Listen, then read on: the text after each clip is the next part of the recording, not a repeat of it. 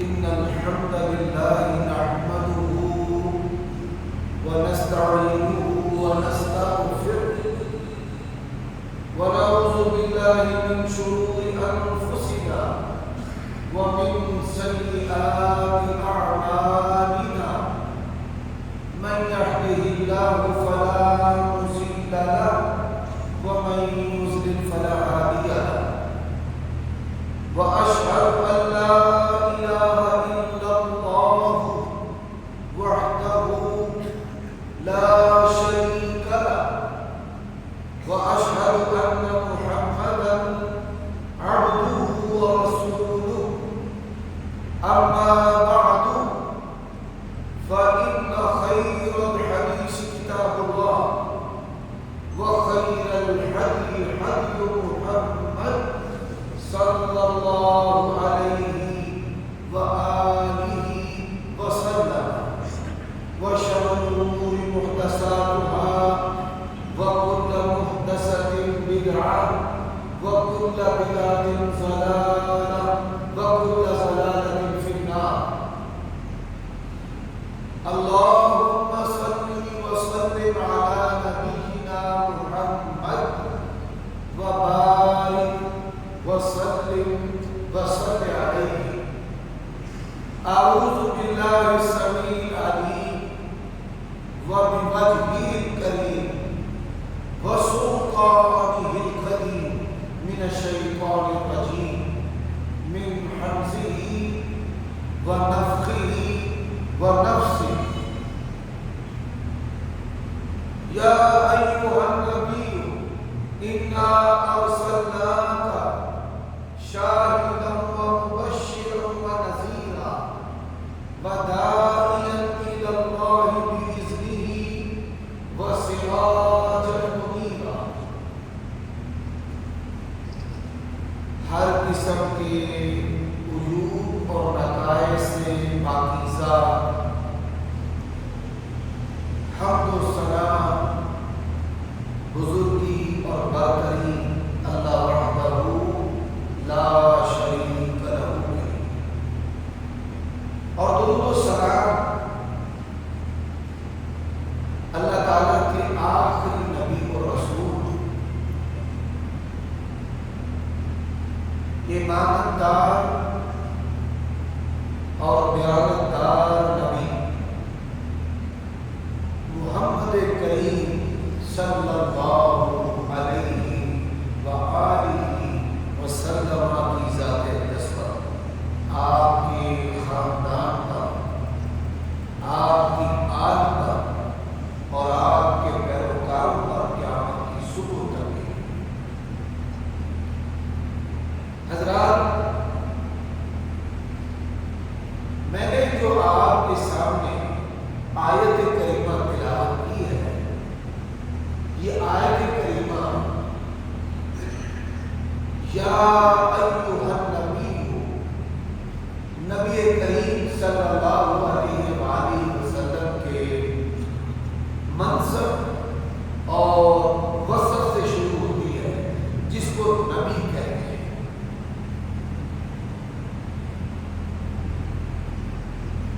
گزشتہ خطبات کے اندر اللہ تعالیٰ کی توفیق سے میں آپ کو یہ بات بتا چکا ہوں کہ رسول صاحب کتاب صاحب شریعت ہوتا ہے اور نبی اسی کتاب اور شریعت کی آگے دعوت دیتا ہے. نبی علیہ السلام سے پہلے رسولوں کے بعد دین کے لیے اللہ نبیوں کو بھیجتا ہے. آپ صلی اللہ علیہ وسلم کی بعثت کے بعد آپ اللہ تعالیٰ کے آخری رسول بھی ہیں اور اللہ تعالیٰ کے آخری نبی بھی. کتاب بھی آپ کی، شریعت بھی آپ کی اور دعوت بھی آپ کی. اور یہ نبوت و رسالت قیامت کی صبح تک کے لیے. تبارک الذی نزل الفرقان علی عبدہ لیکون للعالمین نذیرا. بابرکت ہے وہ ذات کہ جس نے قرآن مجید کو محمد کریم صلی اللہ علیہ وسلم پر اتار کر رہتی دنیا کے لیے، تمام جہانوں کے لیے ڈرانے والا بنا کر بھیجا ہے۔ سامعین محترم، نبی کا معنی اللہ تعالیٰ سے خبر لے کر اللہ تعالیٰ کے بندوں کو اللہ کی بات بتانے والا، اللہ کا دین بتانے والا۔ اب نبی جو ہے اس کو ماننے کے 5 تقاضے ہیں۔ نبی کو ماننے کے کتنے تقاضے ہیں؟ 5۔ اگر یہ 5 خوبیاں آپ کے اندر ہیں تو آپ نے نبی کو ٹھیک سے اور صحیح مانا ہے۔ اور اگر ان 5 خوبیوں میں سے،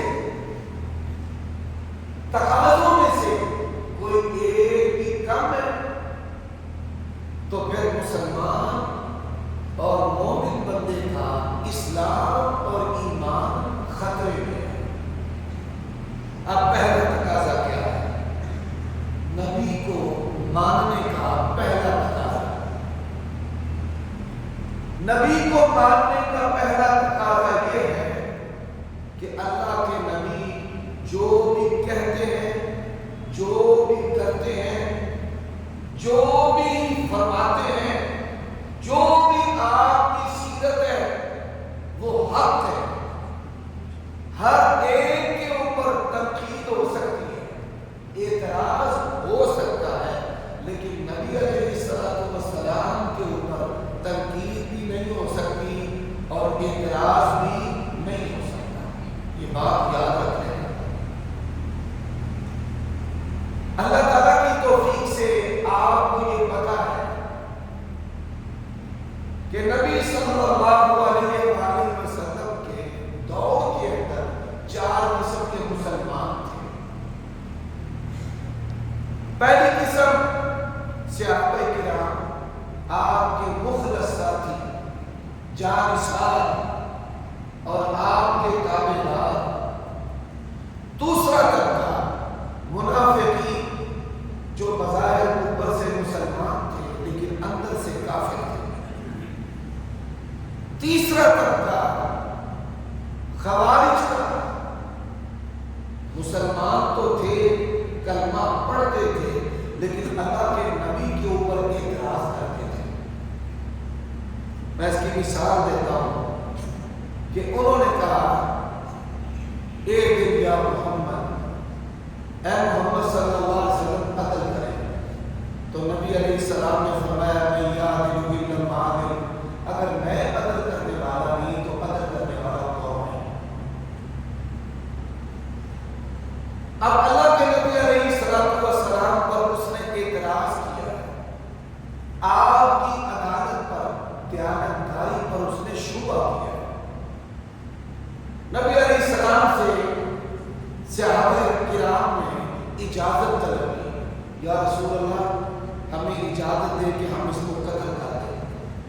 اللہ کے نبی علیہ السلام نے کلمہ پڑھنے کی وجہ سے اس کو فائدہ دیا اور صحابہ کرام کو اس کے قتل کی اجازت نہیں دی۔ فلما ولى، جب وہ جانے کے لیے نکلا تو اللہ کے نبی نے فرمایا، ان من زیغ ھذا قوم، فرمایا کہ اس بندے سے ایسی قوم ظاہر ہوگی، قرآن پڑھیں گے، قرآن ان کے حلق سے نیچے نہیں جائے گا، نمازیں بڑی اچھی پڑھیں گے۔ صحابہ کرام کو کہا کہ تم اپنی نمازوں کو ان کی نمازوں کے مقابلے میں حقیر سمجھو اور تم اپنے روزوں کو ان کے روزوں کے مقابلے میں حقیر سمجھو، لیکن اللہ کے نبی نے فرمایا دین سے ان کا دور کا تعلق واسطہ بھی نہیں ہوگا۔ مثال دی کہ جس طرح تیر کمان سے نکل جاتا ہے، اسی طرح یہ ایمان اور اللہ تعالیٰ کے دین سے نکل جائے۔ بلکہ نبی علیہ السلام نے کیا فرمایا؟ فرمایا مسلمانوں کو کافر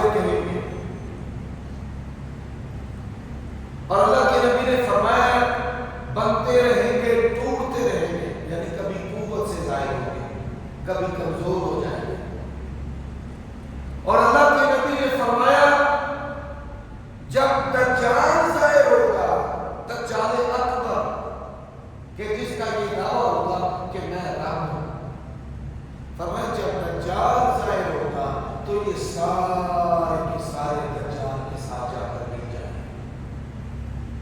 تو نبی پر اعتراض کرنا، بے اعتمادی کرنا، تنقید کرنا، یہ اتنا سنگین عمل ہے۔ اللہ تعالیٰ نے جس طرح ابلیس کو دھتکار دیا، کلمہ پڑھنے کے باوجود اللہ تعالیٰ نے ان سب کے سب لوگوں کو دھتکار دیا۔ تو نبی ماننے کا پہلا تقاضا ہے کہ جس کو نبی مانتے ہیں اس پہ یقین، اعتماد، اس کا احترام کرتے ہیں، اس کے اوپر کسی قسم کی تنقید کرنا جائز اور درست نہیں۔ اب میں اس کی مثال دیتا ہوں۔ ایک صحابی ہے جن کا نام ہے خزیمہ بن ثابت الانصاری رضی اللہ تعالی عنہ۔ یہ جو صحابی ہے ان کا لقب ہے ذو الشہادتین۔ ذو الشہادتین کا مطلب کیا ہے کہ اس اکیلے کی گواہی دو بندوں کے برابر۔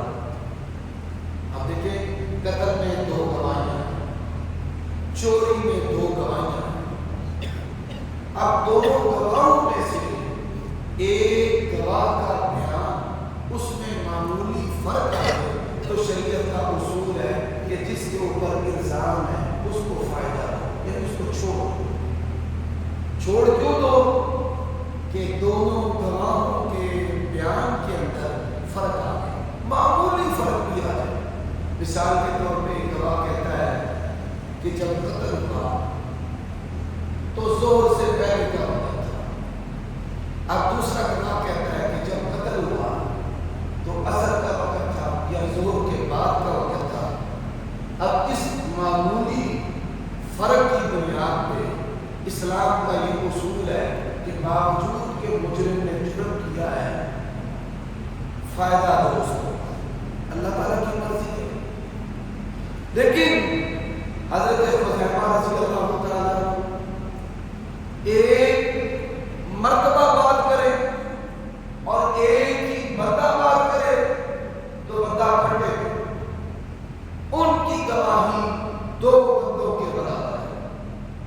ان کو یہ درجہ کیوں ملا ہے ذرا غور کیجیے۔ نبی علیہ الصلوۃ والسلام نے فرمایا ہے جس بندے کے پاس اللہ کی دی ہوئی چار نعمتیں ہیں وہ بندہ دنیا کے اندر سعادت مند ہے، اور اللہ کے نبی نے فرمایا ان میں سے اگر کسی کے پاس ایک نعمت نہیں ہے اتنا ہی وہ بدبخت ہے۔ یہ میرے لفظ نہیں ہے، اللہ کے نبی کے الفاظ ہیں کہ اتنا ہی وہ شقی ہے۔ اب وہ چار نعمتیں کون سی ہیں؟ پہلی نعمت بڑا جو ہے گھر،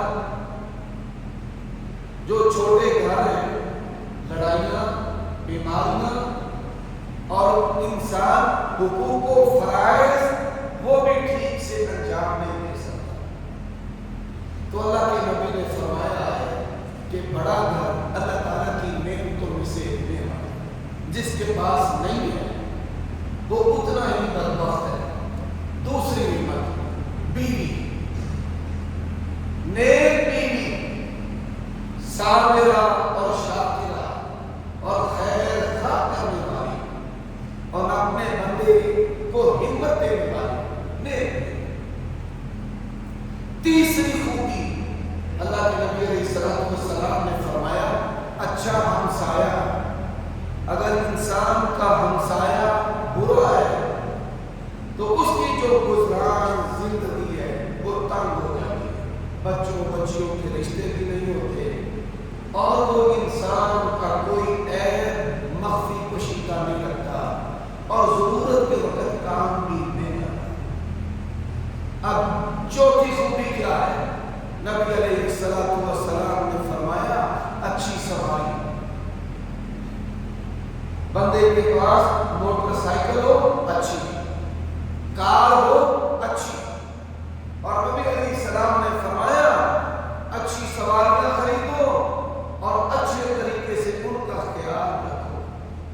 نبی علیہ السلام کو جو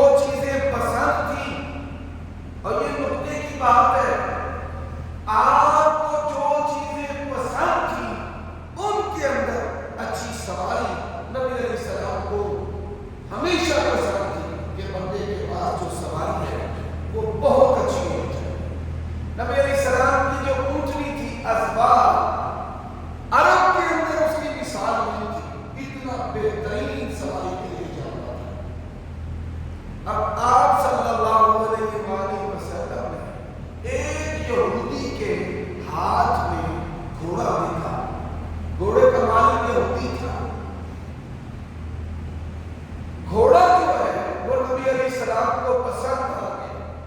सुभान अल्लाह, आपने उसको नबूवत और रिसालत की आम के साथ देखा, तो मैं कितना ही अच्छा हुआ।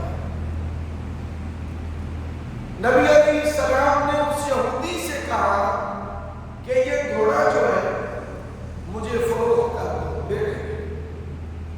उसने कहा खरीद ले। नबी अलैहिस्सलाम ने एक शर्त के साथ उसके साथ घोड़े का जो सौदा है वो तय किया। वो शर्त क्या थी कि पैसे मदीने जाकर अदा करूंगा। आप ये सुनकर हैरान होंगे, उसने मुंह मांगी कीमत नबी अलैहिस्सलाम से तलब की। अल्लाह के नबी ने फरमाया ठीक है। उसने कहा ठीक है, मदीने में जाकर पैसे दे दे। हज़रात, मदीना मुनव्वरा जो है, जब उसके बाईपास दाखिली रास्ते आते तो पहले बाजार थे, बाजार के बाद फिर रिहायशी आबादी शुरू होती थी। तो जब बाजार आया, उस यहूदी ने क्या खबीस हरकत की कि शोर मचाना शुरू कर दिया। लोगों, मैं लुटिया गया, मारे गया, मेरे पर जुल्म हो गए। अब बाजार के अंदर वो जो हिस्सा था, उस हिस्से के अंदर ज्यादा यहूदी थे। वो सारे के सारे फौरन जमा हो गए अपने यहूदी बंदे की मदद के लिए। सारे जमा हो गए। वो कहे कि मुसलमानों के नबी ने मुझसे ये घोड़ा जो है वो छीन लिया, जुल्म और ज्यादती करते हुए मेरा जो घोड़ा है वो छीन लिया है।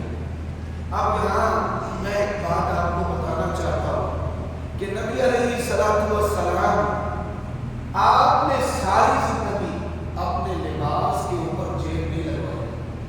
आपके कुर्ते पर कोई जेब नहीं थी।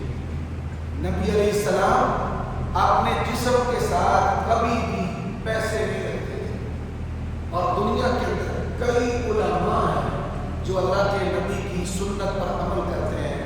वो ये नकदी, ये पैसे अपने कपड़ों में अपने जिस्म के साथ नहीं रखते, कि ये भी रसूलुल्लाह की सुन्नत है।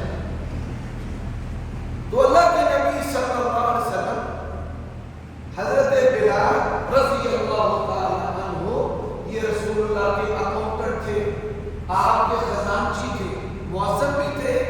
और नबी अलैहिस्सलाम आप अपने पैसे, दिरहम और दीनार, अपनी जो नकदी थी वो हजरत बिलाल के पास रखते थे। हजरत बिलाल से लोगों को पैसे दिलवाते, भाई इतने पैसे इसको दे दो, इतने पैसे इसको दे दो, इतने पैसे इसको दे दो। तो उस यहूदी ने शोर मचाना शुरू कर दिया, भाई नौज़ुबिल्लाह, मोहम्मद रसूलुल्लाह सल्लल्लाहु अलैहि वसल्लम ने, अल्लाह के इस नबी ने मुझसे घोड़ा छीना। अल्लाह की कसम है, हमारा ईमान है, अगर रसूलुल्लाह उससे छीन भी लेते, आप जो करते हैं हक करते हैं। बात की समझ है? हमारा ईमान का तकाज़ा है कि नबी जो भी करते हैं, क्या करते हैं, हक करते हैं। आप छीन भी लेते तो अल्हम्दुलिल्लाह हमें कोई तकलीफ नहीं थी, हमारा कोई एतराज नहीं था। लेकिन अल्लाह के जो अंबिया और रुसूल होते हैं, वो कभी भी ऐसा काम करते नहीं। ये पंखे चलाने की बात करते,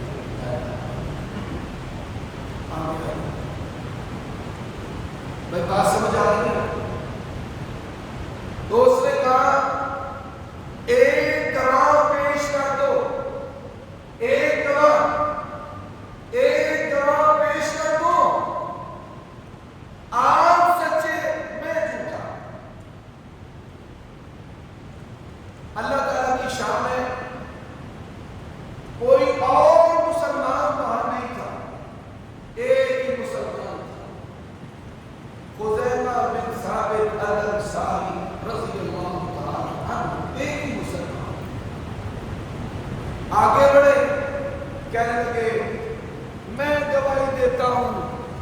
نبی علیہ السلام نے یہ جو سواری ہے، یہ جو گھوڑا ہے، یہ تم سے خریدا ہے۔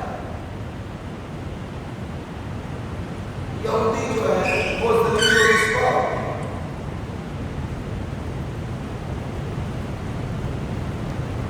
اب جب لوگ چلے گئے تو نبی علیہ السلام نے خزیمہ سے کہا، خزیمہ یا رسول اللہ، فرمایا حق بات تو یہی ہے کہ جب میں نے گھوڑا خریدا تھا آپ ادھر نہیں تھے۔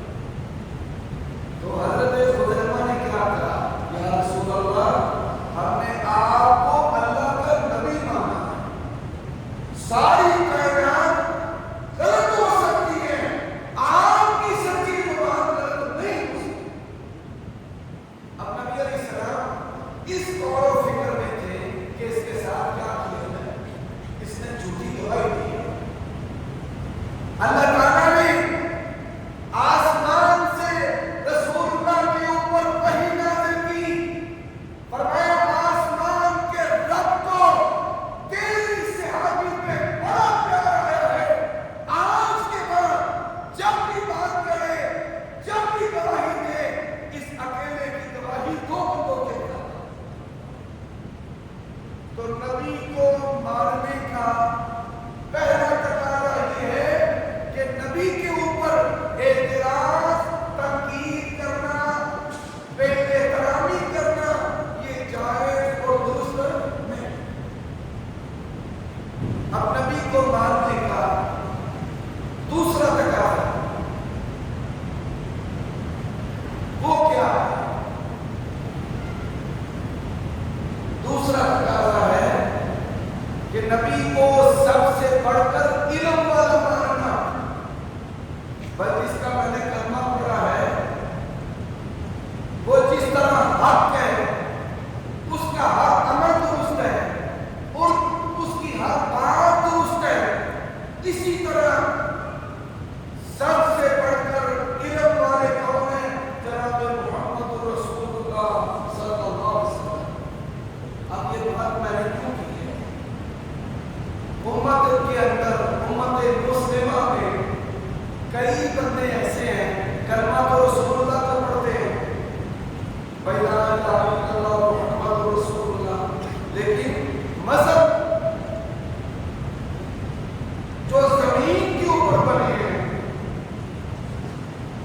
جو شہروں کے نام پہ ہیں، جو ہستیوں کے نام پہ ہیں، میں کسی کی دل آزاری نہیں کرنا چاہتا۔ یہ ممبر جو ہے یہ امت کا فورم ہے، کتاب اللہ اور سنت رسول کا فورم ہے۔ آئمہ اور جتنے بھی علماء ہیں ان کا احترام ہے، علماء کا احترام کرنا، اماموں کا احترام کرنا، یہ نبوت اور رسالت کے احترام میں سے ہے۔ علماء کس کے نام ہے؟ انبیاء کے، نبی کریم صلی اللہ علیہ وسلم کی۔ لیکن حلال و حرام کا اختیار یہ کسی امام مولوی کے پاس نہیں ہے، پیر کے پاس نہیں ہے، صوفی کے پاس نہیں ہے۔ میں اس کی مثال دیتا ہوں۔ اللہ تعالیٰ نے قرآن مجید کے اندر یہ بات ارشاد فرمائی، اتخذوا احبارهم ورهبانهم اربابا من دون اللہ، کہ انہوں نے اپنے درویشوں کو اور اپنے علماء کو اللہ کے سوا رب بنایا ہے۔ حضرت علی بن حاتم رضی اللہ تعالی عنہ یہ عیسائیوں سے مسلمان ہوئے تھے، پہلے عیسائی تھے، تو کہنے لگے یا رسول اللہ، ہم نے تو کبھی اپنے علماء کو رب نہیں کہا تھا، ہم نے تو کبھی اپنے درویشوں کو، صوفیوں کو رب نہیں کہا تھا۔ تو نبی علیہ السلام نے پوچھا کہ کیا تم اپنے علماء کے بتائے ہوئے حلال کو حلال سمجھتے تھے، حرام کو حرام سمجھتے تھے؟ تو انہوں نے کہا جی ہاں، یہ تو بات ہمارے اندر تھی۔ فرمایا یہی ان کو رب بنایا۔ اب میں اس کی مثال دیتا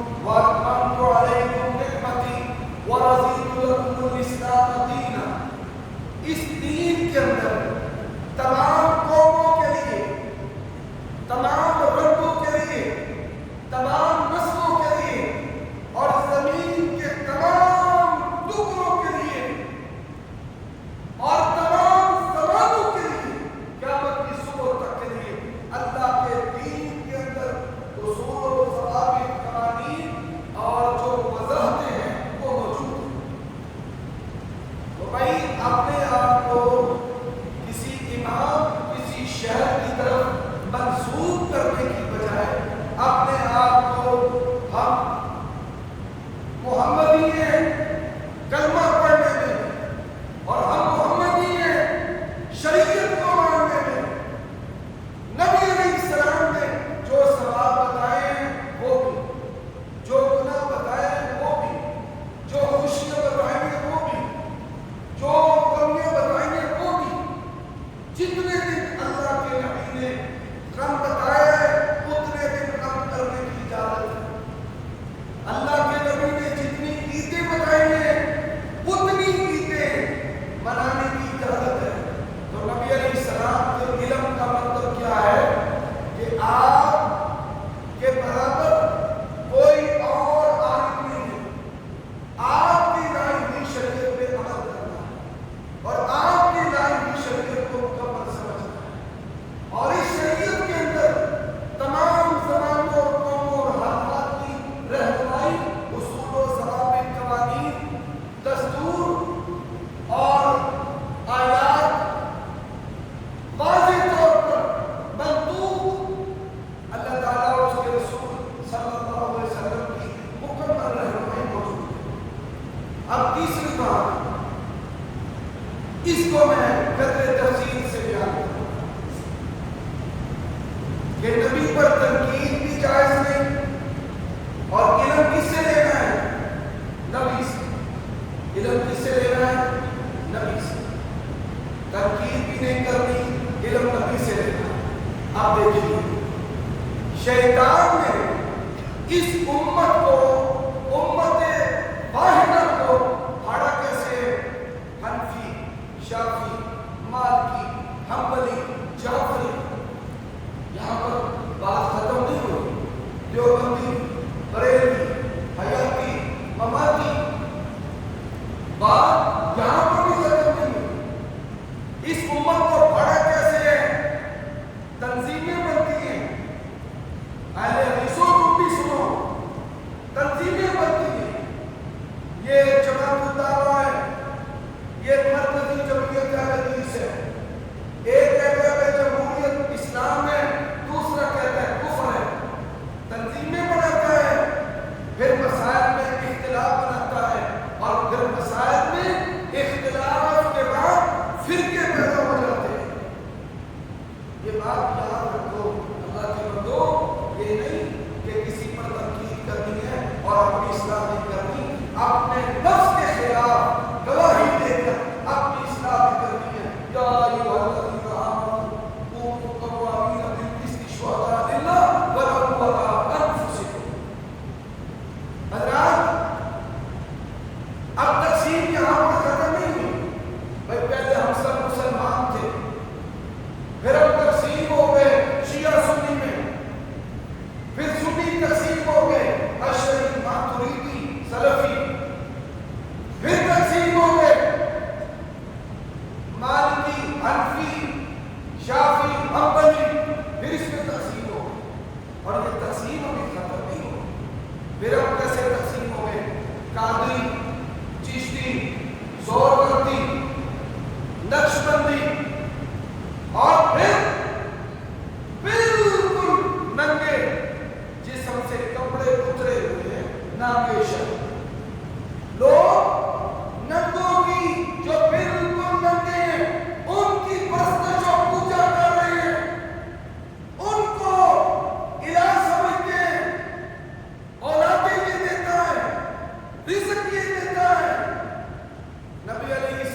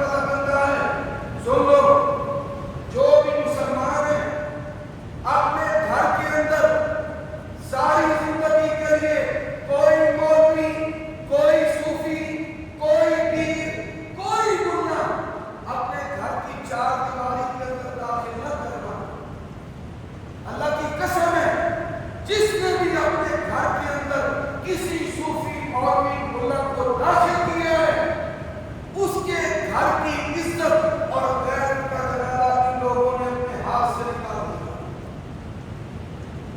میں اس کی ایک اور مثال دیتا ہوں، یہ جو غلطہ ہے،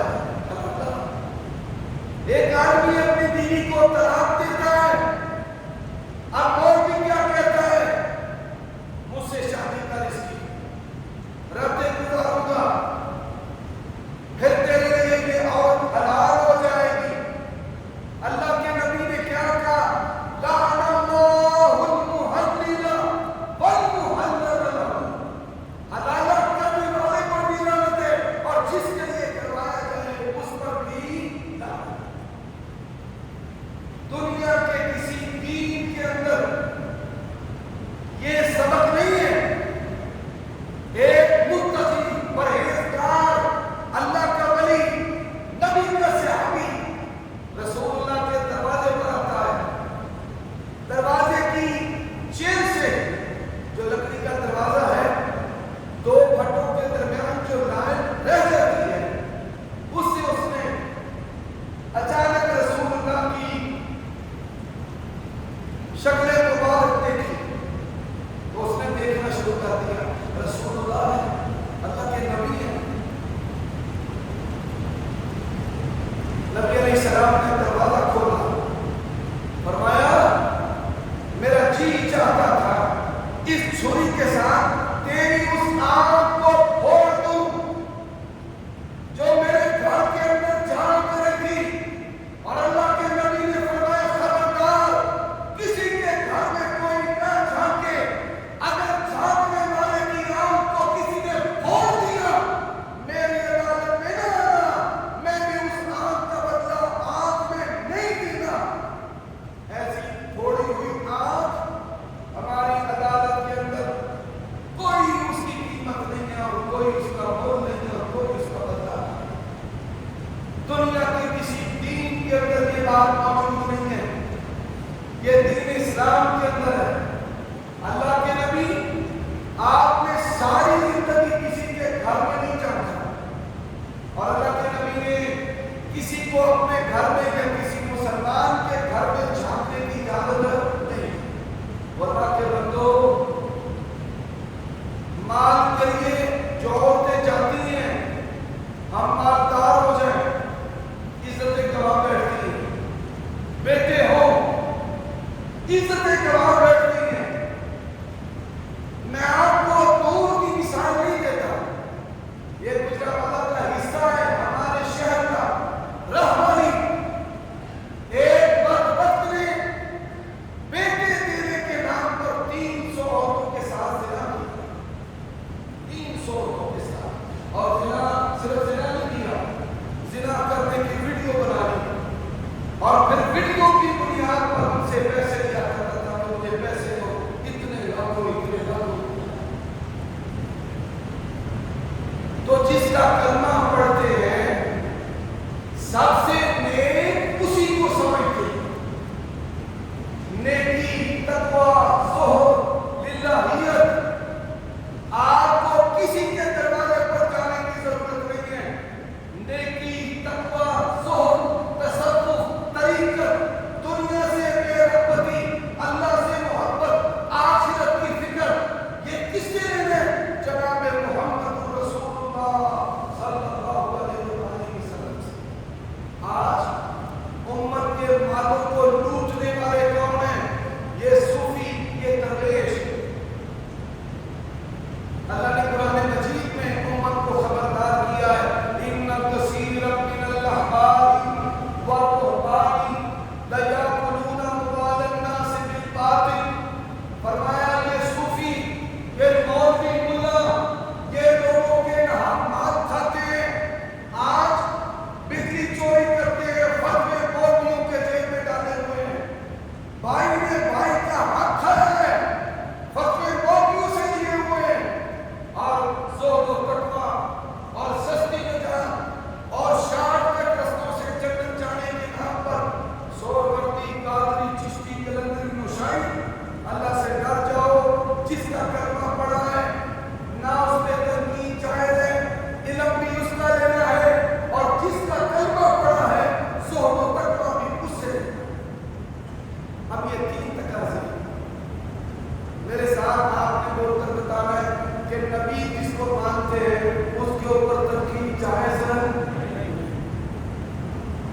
نبی جس کو مانتے ہیں علم اسی سے لیتے ہیں. قال قال رسول اللہ رأیت النبی صلی اللہ علیہ وسلم. اللہ کے نبی نے یہ فرمایا، اللہ کے نبی نے یہ کیا. اور جس کا کلمہ پڑھتے ہیں للہیت، تقوی، زہد، دنیا سے بے رغبتی، اللہ کا قرب، یہ ساری چیزیں نبی سے لیتے ہیں. نبی کے علاوہ کسی اور سے لیتے نہیں. اب یہ تین تقاضے ہیں. چوتھا تقاضا کیا ہے؟ بھائی جس کو نبی مانتے ہیں اس کی ہر بات مانتے ہیں. نبی کیسے سوتے تھے، کیا کھاتے تھے، آپ چارپائی کیسی تھی، آپ کے برتن کیسے تھے، آپ کے کپڑوں کے رنگ کیسے تھے، اللہ کے نبی چلتے کیسے تھے، بولتے کیسے تھے. تو نبی علیہ الصلوۃ والسلام آپ کے فیشن کو، آپ کے حسن و جمال کو، آپ کے لباس کو، آپ کی خوراک کو، ہر چیز نبی علیہ الصلوۃ والسلام کی سنت کے مطابق. یہ نبی کو ماننے کا چوتھا تقاضا ہے. سمجھ رہے یہ بات؟ عقیدہ بھی رسول اللہ کا، عمل بھی رسول اللہ کا، ثواب بھی رسول اللہ کا، اور جو گناہ اللہ کے نبی بتائیں اس کو گناہ سمجھنا ہے. اور اللہ کے نبی آپ جس کو معمولی سمجھتے ہیں، میں مثال دینے لگا ہوں. آج دنیا کے اندر جگر کے کینسر کے اوپر تحقیقات ہو رہی ہیں. آج دنیا کے اندر شوگر کے اوپر تحقیق ہو رہی ہے. اچھا تحقیق کیا ہے کہ یہ جو فلور ملوں کا اڈا ہے، اور میں کسی کی فلور مل کے خلاف نہیں ہوں، نہ میرے کوئی اپنی فلور مل ہے، نہ میرا کوئی خریدنے کا ارادہ ہے، کہ یہ جو سفید اڈا ہے یہ ہماری نالیوں کو بند کر رہا ہے. اس سے جگر کا کینسر، اس سے گردوں کی بیماریاں، اس سے لبلبا نکارا ہو رہا ہے، اس سے شوگر پیدا ہو رہی ہے. وائٹ فلور اس کو کہتے ہیں. اب سیدہ عائشہ رضی اللہ تعالیٰ عنہا، ان کی میں ایک بات سناتا ہوں، لیکن اس سے پہلے آج سائنسدان کیا کہتے ہیں، ڈاکٹر کیا کہتے ہیں، گردوں کے مرض سے بچنا ہے، فیٹی جگر سے بچنا ہے، جگر کے کینسر سے بچنا ہے، جو کی روٹی کھاؤ، بغیر چھنے ہوئے آٹے کا استعمال کرو. یہ بات انہوں نے کروڑوں ڈالر لگا کے تحقیق کرنے کے بعد دنیا کو بتائی ہے. اور سیدہ عائشہ کیا فرماتی ہیں، ساری زندگی رسول اللہ نے باریک آٹے کی روٹی نہیں کھائی. سب کی زندگی بغیر چھنے آٹا جو ہے وہ نبی علیہ السلام نے استعمال کیا. اور ساری زندگی اللہ کے نبی علیہ السلام نے جو کی روٹی کھائی ہے. آپ اہل حدیث بھی ہیں، اہل سنت بھی ہیں. میرا آپ سے سوال ہے، اور گجرا والا میں رہنے والے لوگ زبان کے بڑے چشمے ہیں، کیا کسی مولوی نے، امام نے، مذہبی بندے نے، کسی مجاہد نے، کسی غازی نے نبی علیہ السلام کی سنت پر عمل کرتے